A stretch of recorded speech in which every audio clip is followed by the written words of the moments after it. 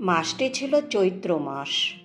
প্রখর গরম, এত রোদের তাপ যে তাপে প্রকৃতির যে গাছ, কচি গাছগুলো সেগুলো সব ঝলসে যাচ্ছিল, আর বড় গাছগুলোর পাতাগুলো পেকে পেকে পড়ে যাচ্ছিল। ওই গাছে একটা পাখি বাসা করেছিল। যখন পাতাগুলো ঝরতে শুরু করলো তখন সেই পাখির বাসায় রোদ ঢুকতে শুরু করলো। পাখির বাসায় 3টে বাচ্চা ছিল। 3টে বাচ্চা খুব কষ্ট পাচ্ছিল রোদের তাপে, আর মা কষ্ট করে ঢেকে রেখেছিল।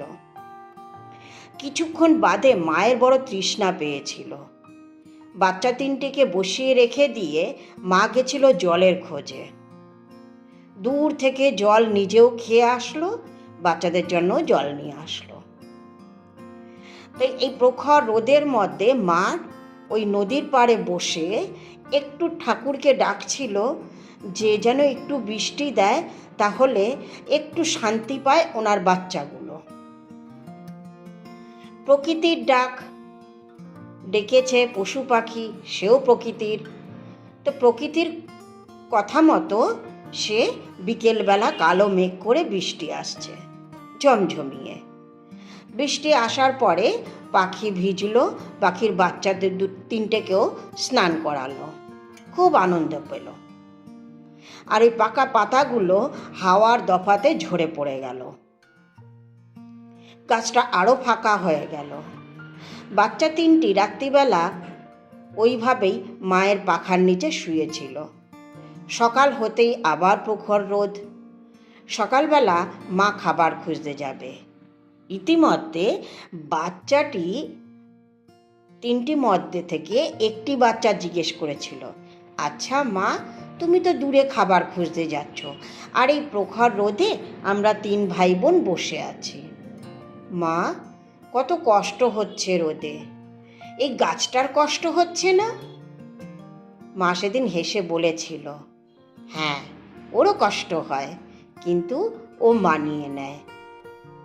ও নতুন করে সাজে না, ওর যখন সময় হয় তখনও সাজে। এই বলতে সেদিন বিকেলে আবার বৃষ্টি। 2 দিনের বৃষ্টিতে গাছে বেশ পাতা জমেছিল।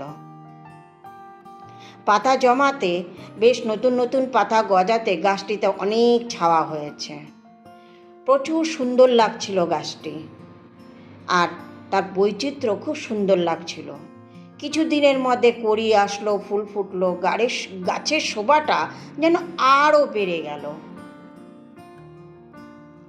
তো মানুষের জীবনেও এরকম ঘটে। কিরকম? আমরা নিজেদের সৌন্দর্য বাড়াবার জন্য হাজার রকমের মেকআপ নিই, নেই তো, তাই তো? কিন্তু আমাদের যা সৌন্দর্য, সেটাই আসল সৌন্দর্য। অত সাজের কি আছে?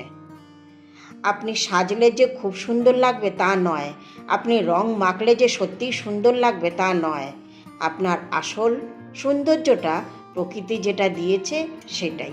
সে গায়ের রং হোক, আর চোখ মুখের কাটিং হোক, চুলের সৌন্দর্য হোক, কিংবা হাইট হোক, কিংবা শরীরের গঠন হোক, সব কিছুই মানিয়ে নেওয়াটা আপনার কর্তব্য বা আমাদের কর্তব্য। ভালো থাকুন, সুস্থ থাকুন, হাসিতে থাকুন, খুশিতে থাকুন। কলমে জয়া, কণ্ঠেও জয়া।